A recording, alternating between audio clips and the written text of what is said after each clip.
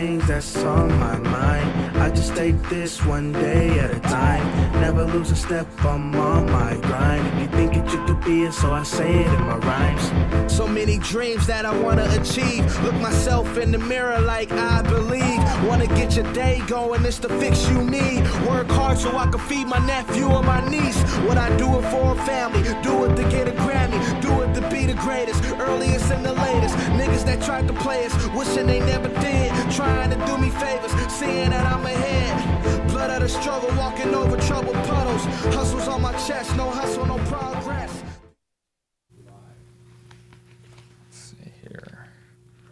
Welcome, everybody. My name is Todd Straw, Sales Director here at Grant Cardone's office, and welcome to the Wednesday afternoon Cardone On Demand first of the year sales support webinar. Again, my name is Todd Straw, and I appreciate you guys joining us here today. Today, we're going to be talking about self-diagnosis. We're going to be talking about grading your business as a salesperson. We're going to be diving into different categories like prospecting and selling and closing and follow-up and how good are you at those four key areas of your business today. And before we get started with the content, I really just want to introduce all the new clients that we've brought on board. It seems like every day we add 2 or 3 or 4 new clients. And so if this is your first webinar, I just want to explain a little bit more about why we actually do these. What's the purpose? Why are we streaming extra content when you've got so much data in the system that, it'd probably take you about 2 or 3 years if you're quick to get through it all. So why are we doing this today? So for those of you that are new and for those of you that have been here before, the purpose of these events is really to help you guys bridge the gap between all the data inside the system and how do you make it work for yourself to get real life results. How do I increase your paycheck every single month by consuming data on a website via your iPhones or your tablets or your computers? What does Cardone On Demand and your word tracks and how do we make sure that those things line up to make sure that you guys are winning, that your sales are going up, the volume's up, your attitude's up, your approach is up, your managers are happy. And so we always bring a couple extra nuggets here and really just help you guys win with the program and use the system to the best of its ability. So that's what we're trying to do today. And so we'll bring you guys third-party data. We'll give you guys some best practices, and we'll help you guys come up with some extra ideas that you guys can use right away out in the field and get those extra results that we're looking for. So that's why we do these webinars. My name's Todd. I run the inside sales team here. So the same problems that you face, I hear about it from my guys. The problems with the customers out in the marketplace, I get it from my guys. I get it from the customers. We get payments are too high, thinking about it, praying about it, going to go down the street. Somebody's doing it for less money. So all your problems, we're very familiar with it. There's not a problem that you could come to us with that we haven't heard 50 or 60 times. And every problem that you've ever thought of that maybe there was no solution, I swear it's inside the program. And today what we're going to do is we're going to help you guys identify what parts of the business you're really good at. And we're going to help you run yourself through a self-diagnosis of what areas you might want to pay some extra attention to this year. And so that's the purpose of today. So I've got about 15 minutes for you. If you guys want the notes from this webinar, feel free to email me, Todd, T-O-D-D, @grantcardone.com. If you ever have any questions, we've got 50 employees here in Miami Beach. And again, if there's a problem that you're dealing with or if there's something that you're having a problem with in terms of connecting the dots, pick up the phone. We've got a room full of qualified salespeople ready and willing to help you out. So that's the purpose. And so let's go ahead and get started for today. So what I want you guys to do is just grab a sheet of a blank notebook paper. And what we're going to do today is we're not going to be talking about objections and we're not going to be talking about a smooth word track. What I want you guys to do today is I want you to really and honestly grade yourself and your knowledge and your ability to go out and execute on these 4 critical areas of your business. And so think of you as a salesperson, not as a salesperson, but as a business owner within a business. And so for any business, there's 4 critical components to it. And so I've broken those down for you guys here. And so we're going to talk about these 4 categories. The first category we're going to talk about today is prospecting. And so for your notes, prospecting will be category 1. And what I mean by prospecting is your ability to bring human beings into your business. That's what I mean by prospecting. What do you do to get customers into your organization every single day? Are you responsible for it, or are you the person that shows up and expects it to be done for you? Prospecting is your ability to pick up a phone and know that you've got the ability to get 3 or 4 or 5 of your own people to walk up into the dealership that you're responsible for, that you created, and give yourself some extra opportunities every single day. That's prospecting. Category number 2 that we're going to talk about is your ability to sell. One thing that we hear a ton about here is, just people in general talking about how great of a salesperson they are. Well, that's great if you're a salesperson, but how many of you guys know a great salesperson and they're broke all the time? Selling is just one component to this whole business that you guys call your job. And selling is what happens once the customers arrive. And so when a customer shows up, all right, now it's time to sell. It's time to build value. It's time to influence a customer. But what if you suck at prospecting? What if prospecting is something that you've never been good at and you're this master salesperson? Well, your paycheck's going to suffer if you don't have the other 3 areas of your business in place. So selling is one area that we'll talk about today. But selling is building value, getting people to like an idea, and getting people to understand what it is that they're thinking about getting, feeling confident that it's the right product for them or the right service, and that that obviously the value of what you're proposing exceeds the money that they're about to exchange for it. So we'll talk about selling today. The third category we're going to dive into is obviously the ability to close a deal. And so closing would be that part where salespeople get uncomfortable. It represents about 10% of your day, closing. Selling and prospecting probably sucks up most of your day, and selling's this last 10%. It's when you get in the red zone with the customer, and now it's time to cash in and score the points. And every single dollar that's inside someone's bank account today is a direct reflection of their ability and their knowledge and their expertise on this little area called closing, where most people get very uncomfortable. So again, you could be a great salesperson. You could be the slickest salesperson that's ever shown up in the dealership, but maybe you're not getting paid what you're worth because maybe there's something about closing that you might need to learn this year. So we'll dive into some best practices on closing, and we'll talk about that subject today. So that's our third category, is closing. And our last category is going to be follow-up. Follow-up is the ability to bring somebody back in and sort of revive this opportunity that seemed to be lost when you had a chance at them the first time. Follow-up is it's this trait of salespeople that have the ability to know and to predict their future. People that are great at follow-up, they've got extremely high levels of confidence. They're not worried about money. They can predict their income. They've got a full pipeline, so they're not worried about one customer. They think in abundance. There always seems to be more for people that are great at follow-up, and for the people that treat follow-up like it's something that's not a part of their business, there always seems to be this scarcity mentality. It's there's always like, oh man, I'm out of customers. It seems like people that lack follow-up skills, they're too dependent on other variables, and it takes the control away from the person, and their survival drops. So I want to talk about follow-up, what's important, what you should be thinking about, and we're going to dive into these different categories for a few minutes today, and I'll give you some assignments. But the first thing that we're going to be doing today is, number one, is I want you to take a look at those 4 categories, and I want you to rank yourself. Number one is going to be, which of these 4 categories do I have the most confidence in? Which of these 4 things do I love doing the most? If I could only do one of these 4 categories, which one would it be? If I could be a full-time employee of this one subject, which one would you pick? And that's going to be your category number 1. That's the one that you feel the most confident in.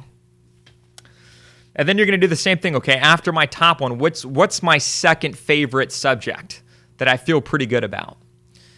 What's the third and what's the fourth? So I'll give you maybe 30 seconds to kind of grade yourself.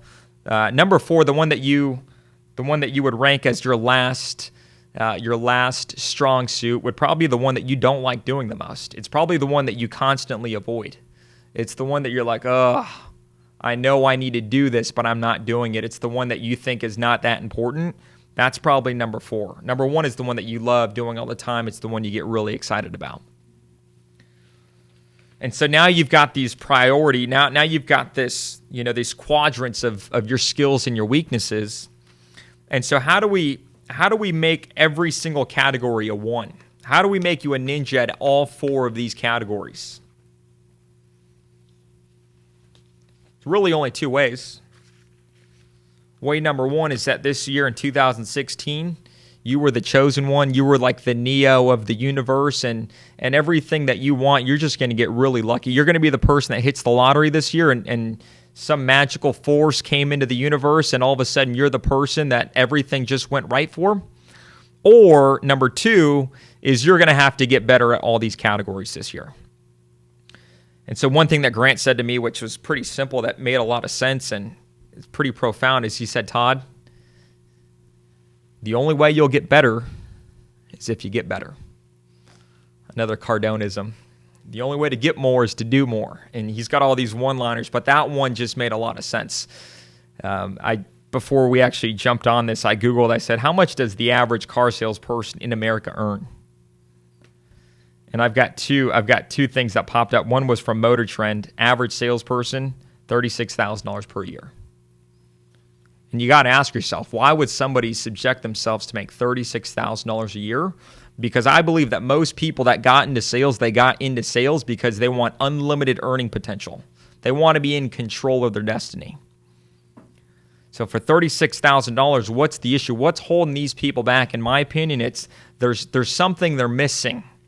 There's some piece of information, because I know car salespeople that sell 40 cars a month, 50 cars a month. I know the number 1 Jaguar salesperson in the country, and he's driving a Rolls Royce right now, and he does the same job that a lot of our clients do, but he's at a different level.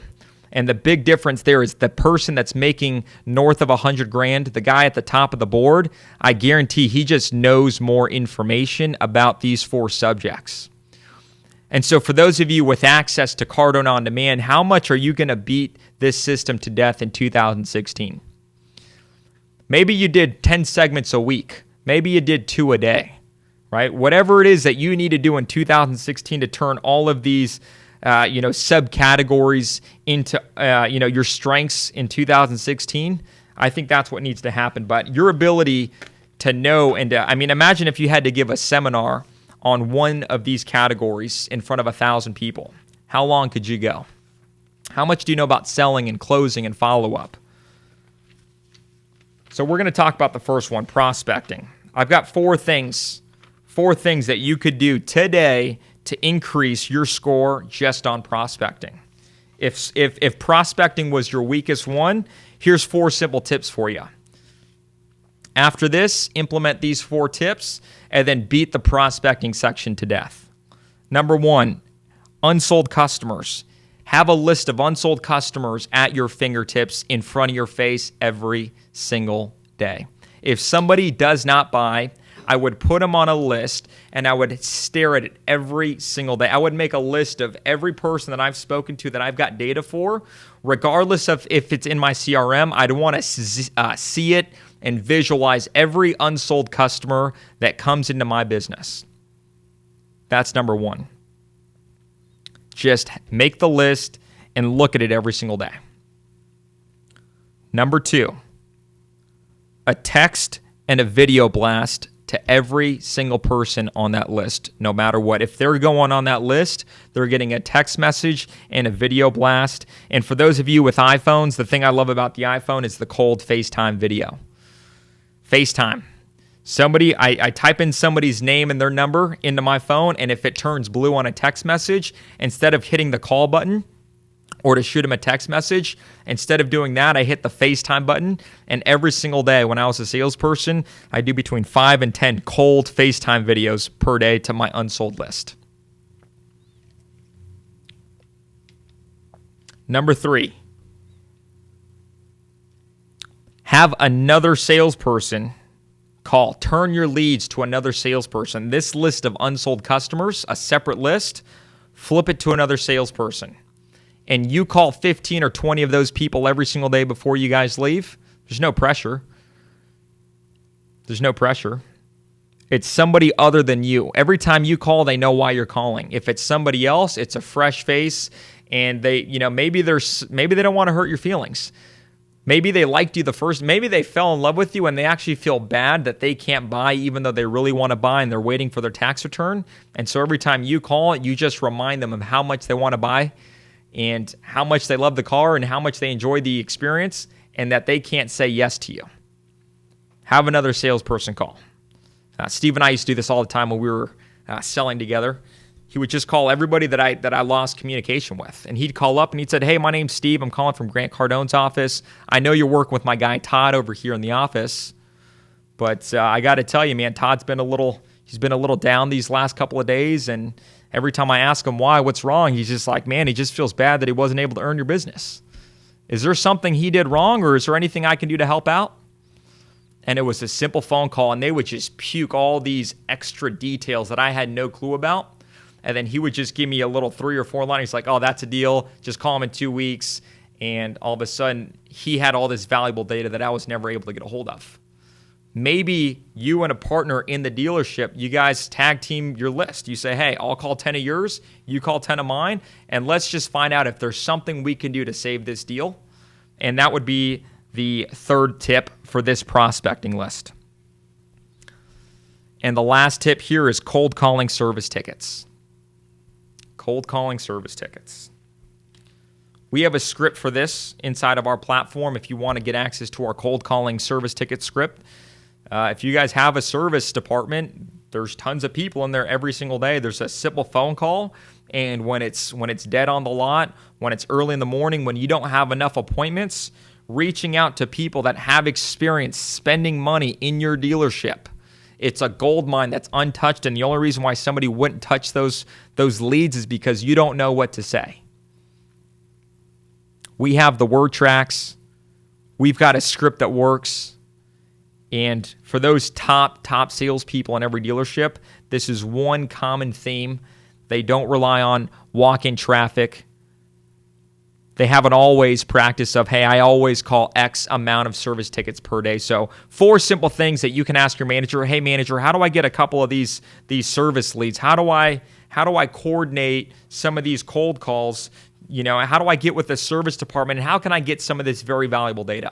Okay, 4 simple things that you can do if prospecting was not your strength in 2015. Selling. For you guys inside the platform, that's going to be the road to the sale box. 3 simple things. If I was your manager in the dealership and you brought me a customer and they want to see some numbers, 3 things that you should have an answer for. Number 1, hey, so if I was the manager and you just brought me a customer, hey, this customer just test drove this car, they love this, this, and this, the first thing I would ask you is, hey, what's important to the customer? And you better have an answer for it. What is important to the customer? If you knew the answer to that question before you brought every customer to see a manager to get written up, if you had an answer no matter what to this question, I think your selling ability goes up. Question number 2 you should have an answer for. What problem are they trying to solve? What's important to the customer? What's the number 1 problem you're looking to solve? And the third question, that if you just implemented an answer to this question to every single customer, if you get these answers, I see a higher closing percentage for every single person that executes on these 3 ideas. Why did the customer come in today? Why today? Why not yesterday? Why not last week? Why not last year? Why did they choose to spend a Saturday afternoon instead of going to the park? They decided they'd spend it with you for 3 or 4 hours. Why today? You get answers to those 3 questions, I see your selling ability go up this year.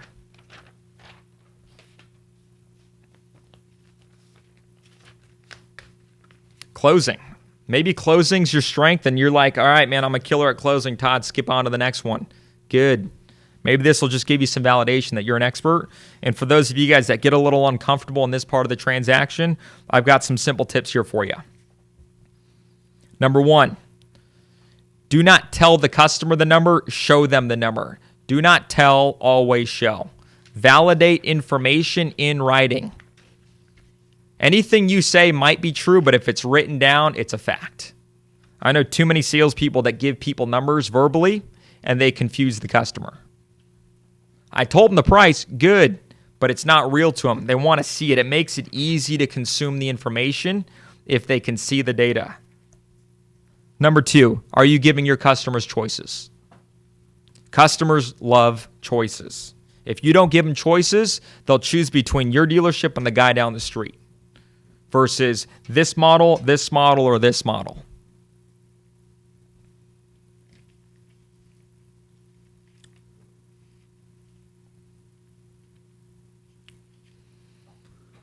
The last tip right here is I want you guys right now in about 2 minutes, I want you to write down your 5 favorite closes. Your top 5 favorite closes that you know that are memorized. I want you to get a blank sheet of paper and I want you to write these down and I want you to fax it in.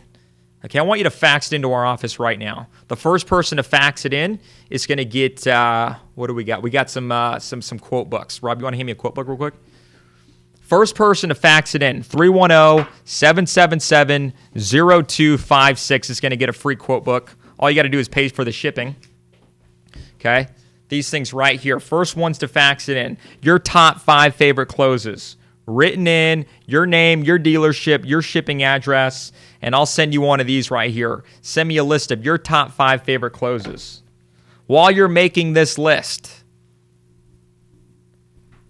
if I could, would you, if any variation of this ends up on your sheet of paper, just cross it off. You're making your list right now. You're writing your top 5 favorite closes. Half of the room right now just looked up and said, what is he talking about? I'm talking about what you say to a customer at the end when you want them to sign the contract. What are you saying to initiate the customer to say, all right, let's do it, and then they sign? What's your word track? If I could, would you does not count for this. If you're faxing in, if I could, would you, we're gonna cross it off. It's not gonna count. Another one to remove from your list is what would it take? If there's any variation of what would it take, that would have to be removed from your list. That one would disqualify you from this contest. Make me an offer. That's another one that would not count. At what figures would we need to be? Something that has to do with at what figures or where do we need to be? That one would not count. The last one that does not count is, hey, let me go check with my manager, see if we can give you some more money for your trade. That one definitely does not count. Send me a list of your top 5 favorite closes. The top 2 that fax them in, 310-777-0256. First 2 are going to get these quote books. Just make sure none of those that I just rattled off, make sure none of those are on there. Only reason those are disqualified is because every single time you use those, it reduces the gross on the deal. It forces a discount. Okay? So here's your tip for 2016. How could you get at least 5 for every single category that you know memorized off the tip of your tongue? 5 separate closes from our closing section inside the platform for every category. 5 for stalls. Think about it. Pray about it. Spouse isn't available. Got to go home and check with the wife. If you had 5 memorized just on stalls, and another 5 on times. Hey, I got to wait till next month. Got to wait till this. 5 time closes and at least 5 money closes. I think there's 45 separate money closes inside the program. If you just had at least 5 this year, could you sell a little bit more than you did last year?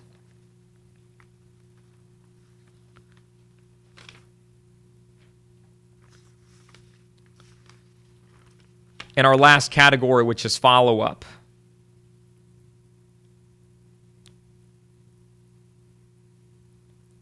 Tip number 1, 5 to 12 attempts. Do you have 5 to 12 things that you have planned out, scripted out, texted out, email templates ready to go, gifts bought and ready to ship, notes pre-written, business cards. All you got to do is put the customer's name and address on there.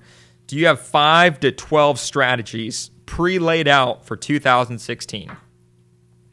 5 things you always do for every customer that you talk to, no matter what.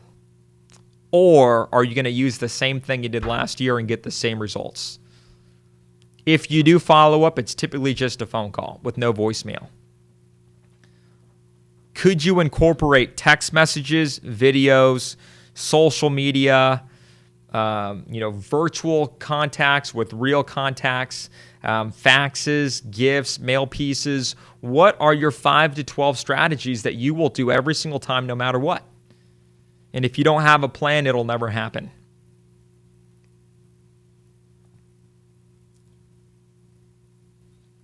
Octopus every customer. Here's the octopus approach. They got a text message.